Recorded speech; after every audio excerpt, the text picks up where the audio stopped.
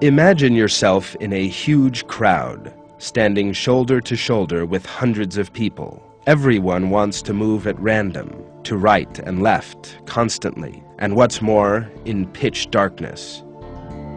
Could you move without bumping into anyone else? Of course not.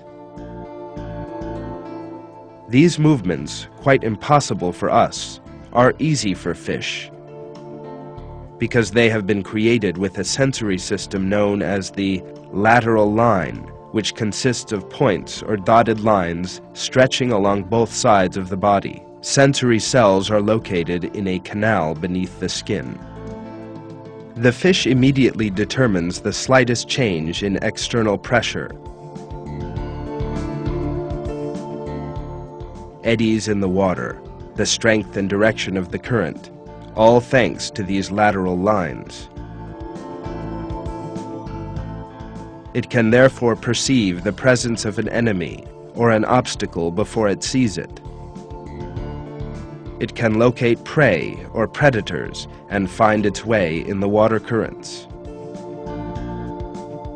The lateral lines are particularly sensitive to low-frequency vibrations nearby.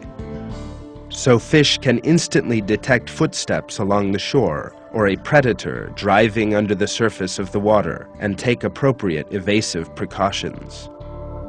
Nearby objects reflect the waves reaching them. In this way, the ripples that return after a wave strikes the shore reach the fish's body at very narrow intervals. Thanks to its lateral lines, the fish analyzes these time differentials and forms an image of its surroundings from the information thus obtained. To obtain more information, the fish can simply swim faster and give rise to more waves. The system functions so perfectly as to let fish perform a highly detailed scan.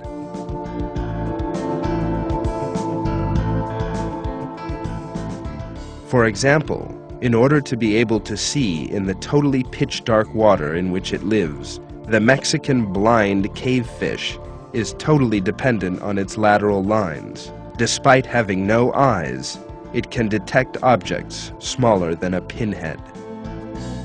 Fish swimming in large schools, particularly in muddy waters with low visibility, make use of their lateral lines in order to maneuver quickly without bumping into each other.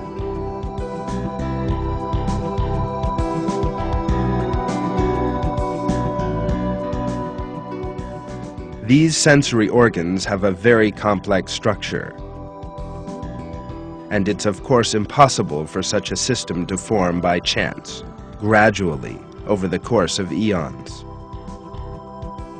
The system has to emerge all at once if fish are to survive.